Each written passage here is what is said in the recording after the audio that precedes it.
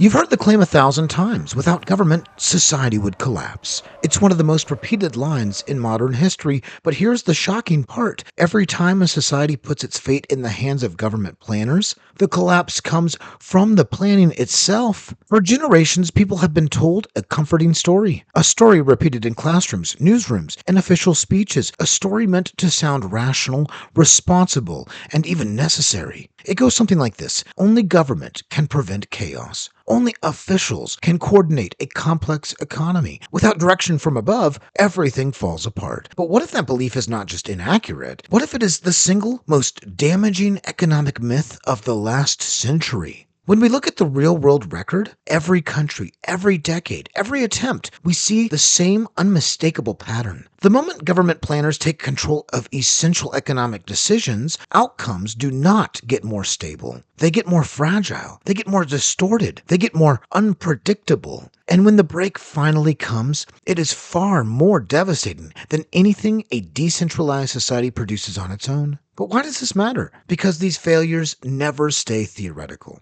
They hit real lives. They hit families trying to afford homes, workers trying to build savings, young people trying to start careers, retirees trying to stretch their incomes, and generations who inherit decades of unintended consequences created by distant decision makers, making decisions they cannot possibly get right. And here is what almost nobody is taught. These failures are not accidents. They are not caused by the wrong leaders. They are not random mistakes. They are built into the structure of centralized decision-making itself. In this video, you're going to learn why. You will see how the knowledge problem makes accurate planning impossible, how distorted incentives guarantee the wrong decisions, how the absence of feedback turns small errors into national crises, and how rigid systems break when flexible ones adapt, and how every attempt at government-led direction, from ancient kingdoms to modern nations, ends in the same predictable outcome. And by the end, your understanding of how societies grow, collapse, rebuild, and flourish will flip upside down. But the truth is simple: chaos does not come from people acting freely. Chaos comes from systems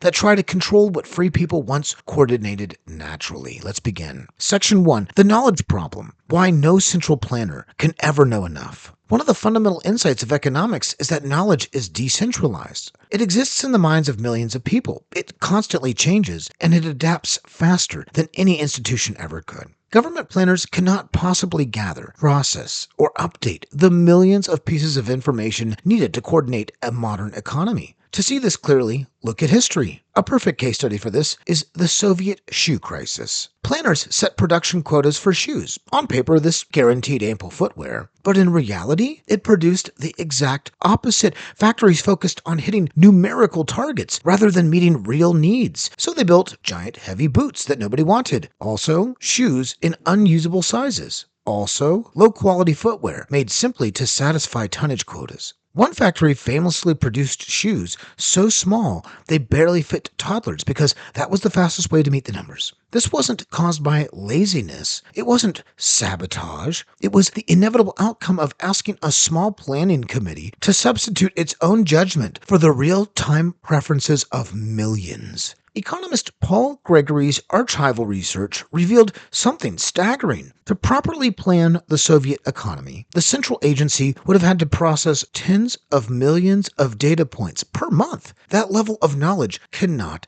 be centralized. It can only emerge from the interactions of millions of individuals responding to their own circumstances. A bottom-up system does not need full information. It only requires that individuals know their own needs and respond to price signals. Prices aggregate knowledge. They coordinate behavior naturally. They tell consumers and producers exactly what to do without any central command. This is why systems based on voluntary coordination adapt quickly. If a price rises, producers could increase supply. If a price falls, consumers can shift spending. In either case, equilibrium emerges organically. Government direction replaces this natural process with paperwork, quotas, and assumptions, and the result is always the same: mismatch, delay, waste. The knowledge problem is not ideological, it is mathematical. Now, stop for a minute. Here's something almost nobody realizes. When researchers studied dozens of centrally guided economies across multiple continents, they discovered something astonishing. The breakdown doesn't take decades, it begins almost immediately. In fact, the average collapse of a centrally directed sector begins within 18 months of its creation. Not 10 years, not a generation, just a year and a half. Why so fast? Because the moment government replaces real price signals with official instructions, the system becomes blind, and a blind system cannot correct itself. And once you understand this, every other failure becomes predictable. Now watch how this plays out in incentives. So section 2, incentives. Why central planning rewards the wrong actions. Even if planners somehow had perfect data, there is still a fatal flaw. The incentive structure encourages behavior that looks successful on paper but fails in reality. A perfect case study would be China's Great Leap Forward. During the late 1950s, officials were rewarded not for accuracy, but for reporting high crop yields. To impress higher authorities, local leaders exaggerated numbers. To prove these numbers, they redirected labor away from productive farming and into showpiece projects. The central government, believing the inflated reports, seized grain for state use, leaving villages without enough food. This tragedy was not caused by malice. It was caused by the incentives of the system. Modern researchers analyzing the era found that crop figures were overstated by as much as 50% in some regions. This gap between real output and reported output directly contributed to one of the most severe famines in modern human history. In a decentralized system, exaggerated claims hurt the exaggerator. If a business lies, customers leave. If a firm produces low-quality goods, competitors win. Honesty becomes profitable because feedback is immediate. In centralized systems, rewards come from pleasing superiors, not serving the public. Truth becomes inconvenient. Reality becomes optional. And when incentives break, no amount of planning can compensate. Section 3, the absence of feedback. Why planners never know they're wrong.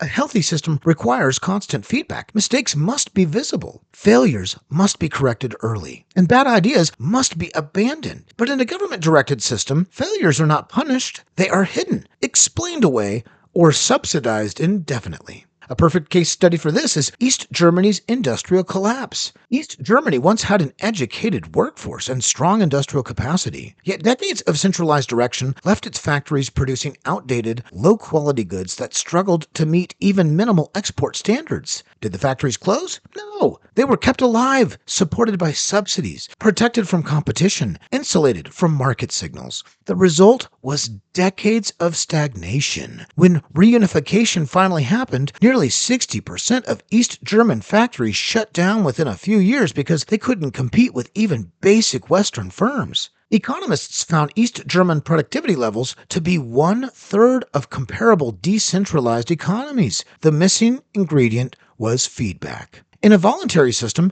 failure teaches. Bad ideas disappear. Good ideas grow. The process is messy, but it is self-correcting. Government-directed systems silence feedback, and when a system cannot admit it is wrong, it cannot improve. Section 4, complexity. Why no institution can coordinate millions of decisions. Modern life involves billions of daily transactions, millions of products, ever-changing technologies, and constantly shifting preferences. No institution, no committee, and no agency can coordinate these moving parts. Government direction turns dynamic systems into rigid ones, and rigidity breaks under complexity. A perfect case study for this is India's license Raj. For decades, India required businesses to obtain approvals for nearly every operational change. To open a factory, to expand production, to introduce new machinery, even to decide output levels. These rules were intended to rationalize the economy. Instead, they created bottlenecks that lasted months or even years. Entrepreneurs waited endlessly, investments stalled, innovation slowed, and industries stagnated.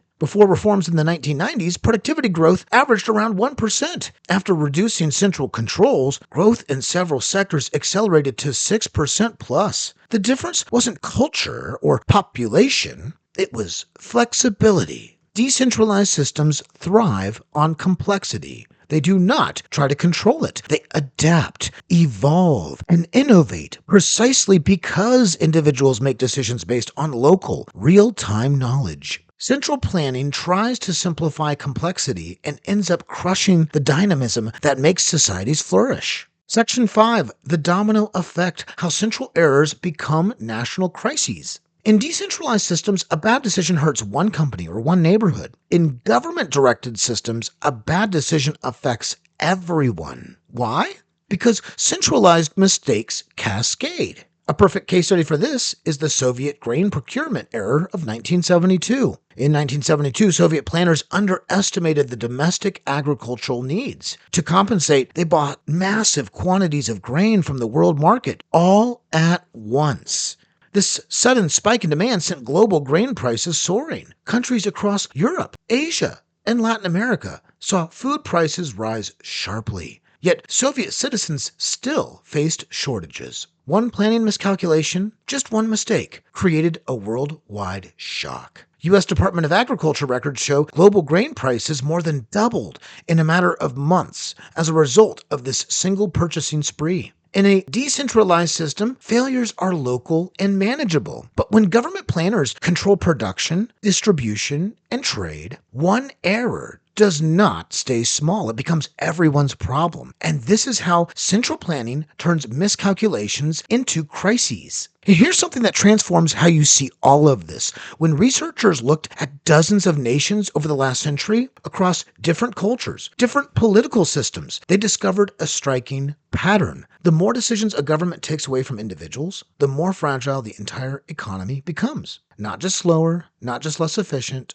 more fragile. And fragility means this: small shocks do massive damage. Delays turn into shortages. Mistakes turn into crises. Rigid systems break long before flexible ones do. Once you learn this principle, you begin to notice it everywhere. Section 6, modern example, housing scarcity created by planning boards. You do not need to look to the 1950s or the 1970s to see the failures of top-down systems. You can see them right now here today, especially in housing. Many cities rely on planning boards and committees and zoning restrictions to control what gets built, where it gets built, and how fast it gets built. These controls were intended to create orderly growth. Instead, they have produced some of the worst housing shortages in modern history. Let's look at a perfect case study, the restrictive U.S. cities. So in cities with strict zoning rules, builders cannot add enough units. So demand surges while supply freezes, prices skyrocket. Younger families face unaffordable rents. Commuting times explode.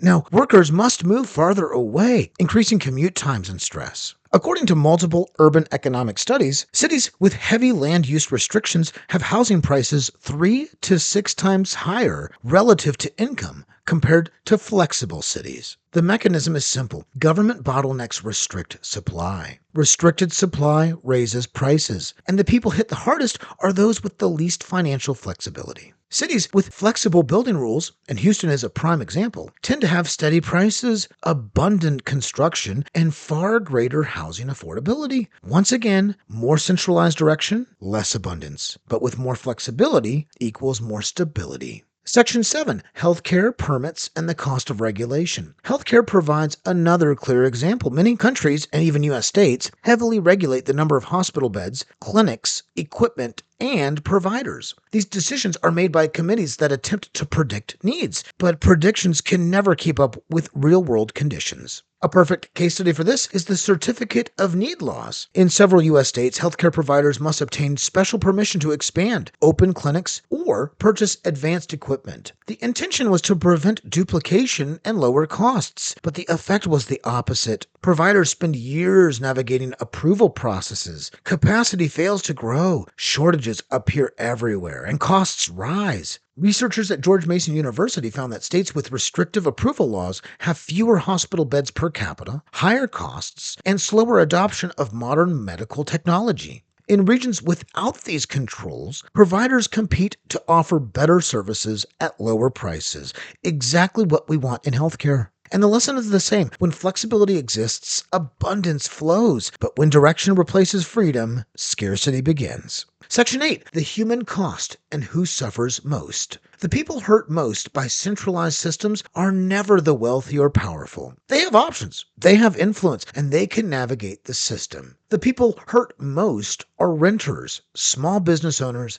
young families, workers, retirees, and anyone living paycheck to paycheck. And a perfect case study for this is Bulgaria's energy rationing. So in the late 1980s, energy shortages became so severe that families endured freezing nights because rationing schedules prevented them from heating their own homes. Government buildings remained warm, of course, but those ordinary families, well, they paid the cost of the mismanagement. When abundance exists, shortages do not disproportionately harm the vulnerable. Freedom produces the surpluses that protect the least advantaged. This is not ideological, it is empirical. Section 9, the pattern across centuries. This pattern is not unique to the 20th century. It appears in every era where governments attempt to manage economic life from the top down. Ancient empires tried to set prices for grain and created shortages. Medieval rulers tried to regulate wages and stifled production.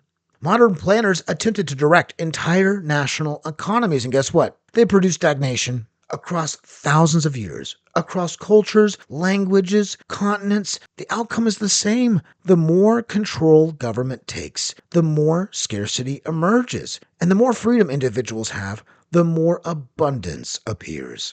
Historical surveys of major economic reforms show that when societies reduced centralized control, that productivity, innovation, and living standards increase, and often dramatically. When they increase centralized control, stagnation follows every single time.